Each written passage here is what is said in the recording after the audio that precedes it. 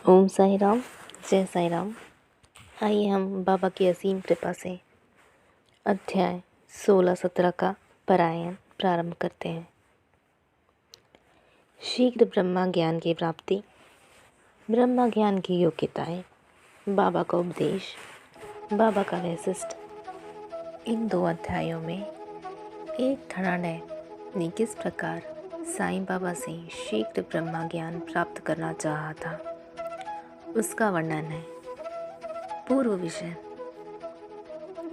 गत अध्याय में श्री चोलकर का अल्प संकल्प किस प्रकार पूर्णतः फलीभूत हुआ, इसका वर्णन किया गया है।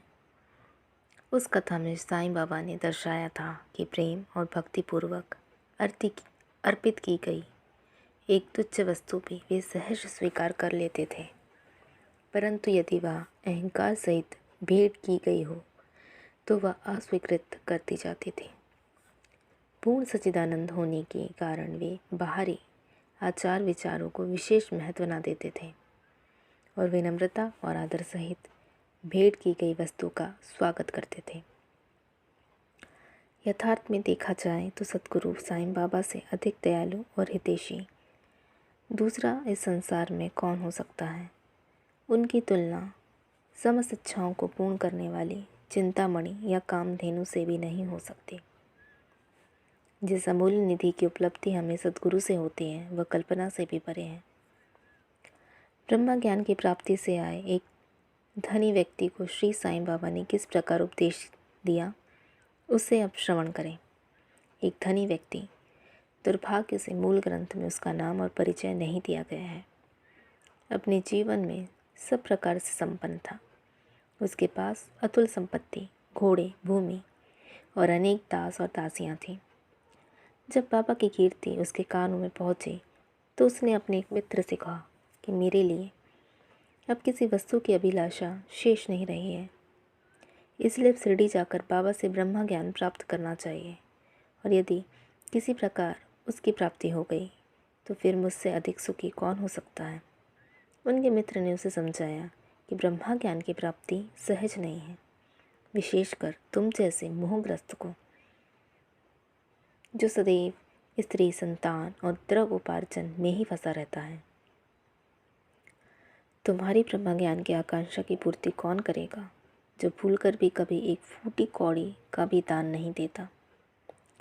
अपने मित्र के परामर्श की उपेक्षा कर वे आने जाने के लिए एक तांगा लेकर शिरडी आए और सीधे मस्जिद पहुँचे। साईं बाबा के दर्शन कर उनके चरणों पर गिरे और प्रार्थना की। आप यहाँ आने वाले समस्त लोगों को अल्प समय में ही ब्रह्मा दर्शन करा देते हैं। यही सुनकर मैं बहुत दूर से इतना मार्ग चल कर आया हूँ। मैं इस यात्रा से अधिक थक गया हूँ। यदि कहीं मुझे ब्रह्म ज्ञान की प्राप्ति हो जाए तो यह कष्ट उठाना अधिक सफल और सार्थक समझूंगा। बाबा बोले, मेरे प्रिय मित्र, इतने अधीर ना हो, मैं शीघ्र तुम्हें ब्रह्मा का दर्शन करा दूंगा। मेरे सब व्यवहार तो नगद ही हैं और मैं उधार कभी नहीं रखता। इसी कारण अनेक लोग धन, स्वास्थ्य, शक्ति, मान, पद, आरोग्य तथा अन्य पदार्थों की इच्छा पूर्ति हेतु मेरे समीप आते हैं। ऐसा तो कोई बिरला ही आता है जो ब्रह्मा ज्ञान का पिपासु हो। भौतिक पदार्थों की अभिलाषा से यहाँ आने वाले लोग का कोई अभाव नहीं, परंतु आध्यात्मिक जिज्ञासुओं का आगमन बहुत ही दुर्लभ है।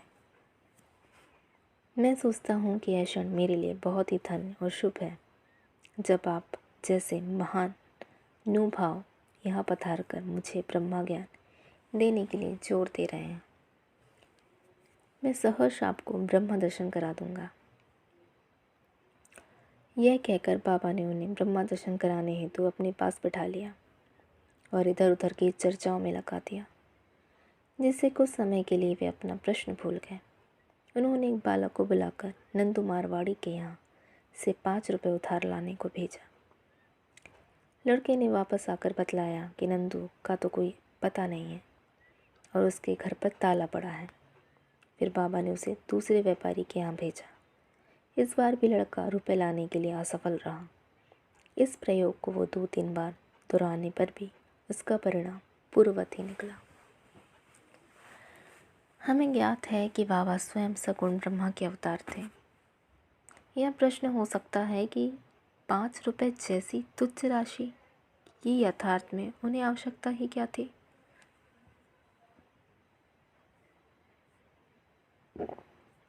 उस ऋण को प्राप्त करने के लिए इतना कठिन परिश्रम क्यों किया। उन्हें तो कोई बिल्कुल आवश्यकता नहीं थी। वे तो पूर्ण रीति से जानते होंगे कि नंदू मारवाड़ी घर पर नहीं है। यह नाटक तो उन्होंने केवल अन्वेषक के परीक्षार्थ ही रचा था। ब्रह्मा पिपासु महाशय जी के पास नोटों की अनेक कटियाँ थीं और यदि वे सचमुच ही ब्रह्मा ज्ञान के आकांक्षी होते तो उतने समय तक शांत न बैठते। जब बाबा व्यग्रतापूर्वक 5 रुपये उधार लाने के लिए बालक को यहाँ वहाँ दौड़ा रहे थे तो वे दर्शक बन ही बैठे थे।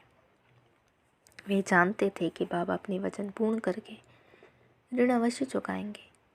यद्यपि बाबा द्वारा इच्छित राशि बहुत ही अल्प थी, फिर भी वह स्वयं संकल्प करने में असमर्थ ही रहा और 5 रुपये उधार तक देने में साहस न कर सका। पाठक थोड़ा विचार करें। ऐसा व्यक्ति बाबा से ब्रह्मा ज्ञान, जो विश्व की अति श्रेष्ठ वस्तु है, उसकी प्राप्ति के लिए आया है। यदि बाबा से सचमुच प्रेम करने वाला कोई व्यक्ति होता तो केवल दर्शक न बनकर तुरंत 5 रुपये दे देता, परंतु इन महाशय की दशा तो बिल्कुल ही विपरीत थी। उन्होंने ना तो रुपए दिए और ना शांत बैठे, वरन जल्द वापस लौटने की तैयारी करने लगे और अधीर होकर बोले, अरे बाबा, कृपया मुझे शीघ्र ब्रह्म ज्ञान दो। बाबा ने उत्तर दिया, मेरे प्यारे मित्र, क्या इस नाटक से तुम्हारी समझ में कुछ नहीं आया? मैं तुम्हें ब्रह्म दर्शन कराने का ही तो प्रयत्न कर रहा था। संक्षेप में तात्पर्य यह है कि ब्रह्मा का दर्शन करने के लिए 5 वस्तुओं का त्याग करना पड़ता है। 5 प्राण, 5 इंद्रियां, मन, बुद्धि तथा अहंकार। यह हुआ ब्रह्म ज्ञान। आत्मानुभूति का मार्ग भी उसी प्रकार है जिस प्रकार तलवार की धार पर चढ़ना। श्री साईं बाबा ने इस विषय पर विस्तृत वक्तव्य दिया, जिसका सारांश यह है। ब्रह्म ज्ञान या आत्म अनुभूति की योग्यताएं। सामान्य मनुष्यों को प्राय अपने जीवन काल में ब्रह्मा के दर्शन नहीं होते। उसकी प्राप्ति के लिए कुछ योग्यताओं का भी होना नितांत आवश्यक है। पहला, मुक्ति की तीव्र उत्कंठा। जो सोचता है कि मैं बंधन में हूँ और इस बंधन से मुक्त होना चाहे तो उस ध्येय की प्राप्ति के लिए उत्सुकता और दृढ़ संकल्प से प्रयत्न करता रहे और प्रत्येक परिस्थिति का सामना करने को तैयार रहे, वही इस आध्यात्मिक मार्ग पर चलने योग्य है। दूसरा है विरक्ति। लोक परलोक के समस्त पदार्थों का उदासीनता का भाव, ऐहिक वस्तु, लाभ और प्रतिष्ठा जो कि कर्मजन्य है, जब तक इसमें उदासीनता उत्पन्न ना हो तब तक उसे आध्यात्मिक जगत में प्रवेश करने का अधिकार नहीं। तीसरा है अंतर्मुखता। ईश्वर ने हमारी इंद्रियों की रचना ऐसी की है कि उनकी स्वाभाविक वृत्ति सदैव बाहर की ओर आकृष्ट करती है और हमें सदैव बाहर का ही ध्यान रहता है, ना कि अंदर का। जो आत्मदर्शन और दैविक जीवन से इच्छुक है उन्हें अपनी दृष्टि अंतर्मुखी बनाकर अपने आप में ही लीन होना चाहिए। चौथा है पाप से शुद्धि। जब तक मनुष्य दुष्टता त्याग कर दुष्कर्म करना छोड़ नहीं देता तब तक ना तो उसे पूर्ण शांति मिलेगी और ना ही मन स्थिर होगा। वह मात्र बुद्धि बल द्वारा ज्ञान लाभ कदापि नहीं कर सकता। पांचवा है उचित आचरण। जब तक मनुष्य लापर, सत्यवादी, त्यागी और अंतर्मुख बनकर ब्रह्मचर्य व्रत का पालन करते हुए जीवन व्यतीत नहीं करता तब तक उसे आत्म उपलब्धि संभव नहीं। छठवा है सार वस्तु ग्रहण करना। 2 प्रकार की वस्तुएं, नित्य और अनित्य।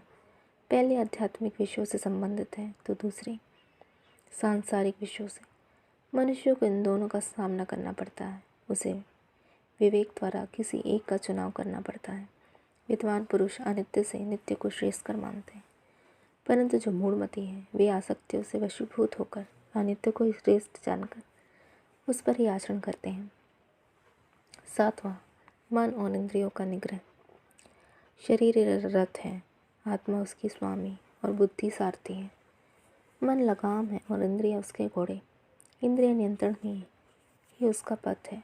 जो अल्प बुद्धि है, जिनके मन चंचल है तथा जिनकी इंद्रियां सारथी के दुष्ट घोड़ों के समान हैं, वे अपने गंतव्य स्थान पर नहीं पहुंचते तथा जन्म मृत्यु के चक्र में घूमते रहते हैं। परंतु जो विवेकशील है, जिन्होंने अपने मन पर नियंत्रण कर लिया है तथा जिनकी इंद्रियां सारथी के उत्तम घोड़ों के समान नियंत्रण में है, वे ही गंतव्य स्थान पर पहुंच पाते हैं, अर्थात उन्हें परम पद की प्राप्ति हो जाती है और उनका पुनर्जन्म नहीं होता। जो व्यक्ति अपनी बुद्धि द्वारा मन को वश में कर लेता है, वह अंत में अपना लक्ष्य प्राप्त कर उस सर्वशक्तिमान भगवान विष्णु के लोक में पहुंच जाता है। फिर मन की पवित्रता। जब तक मनुष्य निष्काम कर्म नहीं करता, तब तक उसे चित्त की शुद्धि और आत्मदर्शन संभव नहीं है।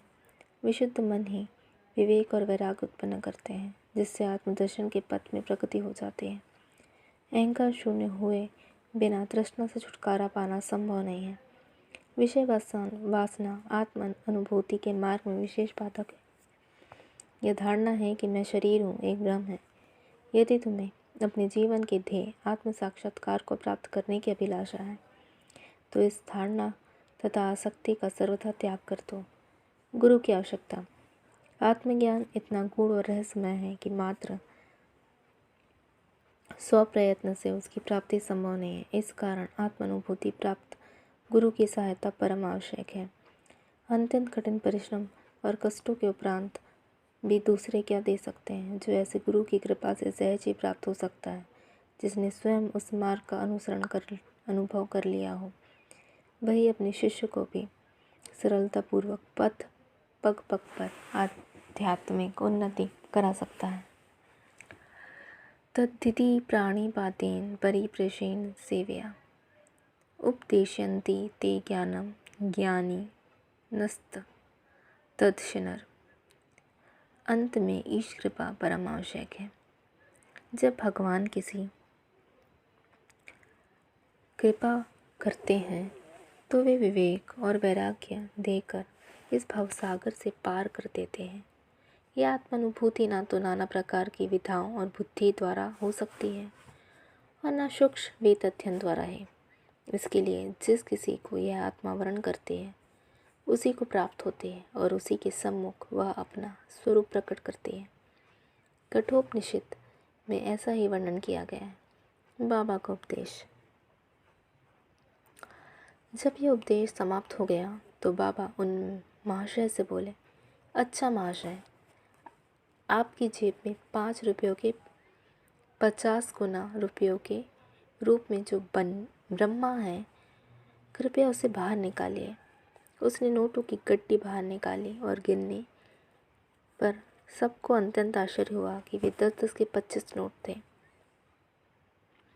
बाबा की सर्वज्ञता देखकर वे महाशय द्रवित हो गए और बाबा के चरणों पर गिरकर आशीर्वाद की प्रार्थना करने लगे। तब बाबा बोले कि अपना ब्रह्मा का यह बंडल लपेट लो, जब तक तुम्हारा लोभ और ईर्ष्या से पूर्ण छुटकारा नहीं हो जाता, तब तक ब्रह्मा के सत्य स्वरूप को नहीं जान सकते। जिसका मन धन, संतान और ऐश्वर्य में लगा है, वह इन सब आसक्तियों को त्यागे बिना कैसे ब्रह्मा को जानने की आशा कर सकता है। आसक्ति का भ्रम और धन की तृष्णा दुख का एक भंवर है, जिसमें अहंकार और ईर्ष्या रूपी मगरों का वास है। जो निरीच्छ होगा, केवल वही यह भवसागर पार कर सकता है। तृष्णा और ब्रह्मा का पारस्परिक संबंध इसी प्रकार के हैं, अतः वे परस्पर कट्टर शत्रु हैं।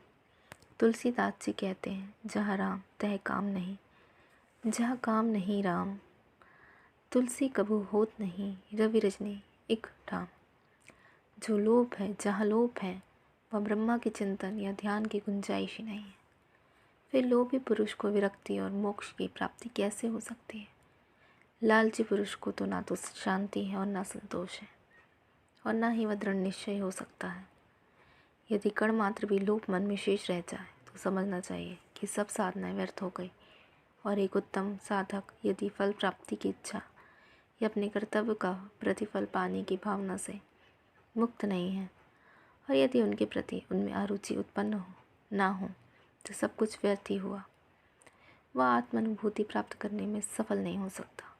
जो अहंकारी तथा सदैव विषय चिंतन में रत है, उन पर गुरु के उपदेशों तथा शिक्षा को कोई प्रभाव नहीं पड़ता। अतः अहंकारी तथा सदैव विषय चिंतन में रत है। मन की पवित्रता अत्यंत आवश्यक है, क्योंकि उसके बिना आध्यात्मिक साधनाओं का कोई महत्व नहीं। वह दंभ ही है, इसलिए शेषकर यही है, जिसे जो मार्ग बुद्धि कम हो वह उसे ही अपनाए। मेरा खजाना पूर्ण है और मैं प्रत्येक की इच्छा अनुसार उसकी पूर्ति कर सकता हूँ, परंतु मुझे पात्र की योग्यता अयोग्यता का भी ध्यान रखना पड़ता है। जो कुछ मैं कह रहा हूँ, यदि तुम उसे एकाग्र होकर सुनोगे तो तुम्हें निश्चय ही लाभ होगा। इस मस्जिद में बैठकर मैं कभी असत्य भाषण नहीं करता। जब घर में किसी अतिथि को निमंत्रण दिया जाता है तो उसके साथ परिवार, अन्य मित्र, संबंधी आदि भोजन के लिए आमंत्रित किए जाते हैं। बाबा द्वारा धनी महाशय को दिए गए इस भोज में मस्जिद में उपस्थित सभी जन सम्मिलित थे। बाबा का आशीर्वाद प्राप्त कर सभी लोग उन धनी महाशय के साथ हर्ष और संतोषपूर्वक अपने अपने घरों को लौट गए। बाबा का वैशिष्ट ऐसे संत अनेक हैं जो घर त्याग, जंगल की गुफाओं और झोपड़ियों में एकांतवास करते हुए अपनी मुक्ति मोक्ष प्राप्ति का प्रयत्न करते रहते हैं। वे दूसरों को किंचित मात्र भी अपेक्षा ना कर सदा ध्यानस्थ रहते हैं। श्री साईं बाबा इसी प्रकृति के थे। यद्यपि उनके पास कोई घर द्वार, स्त्री और संतान, समीप या दूर के संबंधी ना थे, फिर भी वे संसार में ही रहते थे। वे केवल 4-5 घरों से भिक्षा लेकर सदा नीम वृक्ष के नीचे निवास करते तथा सांसारिक व्यवहार करते रहते थे। इस विश्व में रहकर किस प्रकार आचरण करना चाहिए, इसकी भी वे शिक्षा देते थे। ऐसे ही साधु या संत प्रायः बिरले ही होते हैं जो स्वयं भगवत प्राप्ति के पश्चात लोगों के कल्याणार्थ प्रयत्न करें। श्री साईं बाबा इन सभी में अग्रणी थे, इसलिए हेमाड़पंत कहते हैं। वह देश धन्य है, वह कुटुंब धन्य है तथा वे माता पिता धन्य हैं, जहाँ साईं बाबा के रूप में यह असाधारण, परम श्रेष्ठ, अनमोल, विशुद्ध रत्न उत्पन्न हुआ। श्री सद्गुरु साईनाथार्पणमस्तु। शुभम भवतु। अध्याय 16-17 समाप्त। ओम साई राम। जय साई राम।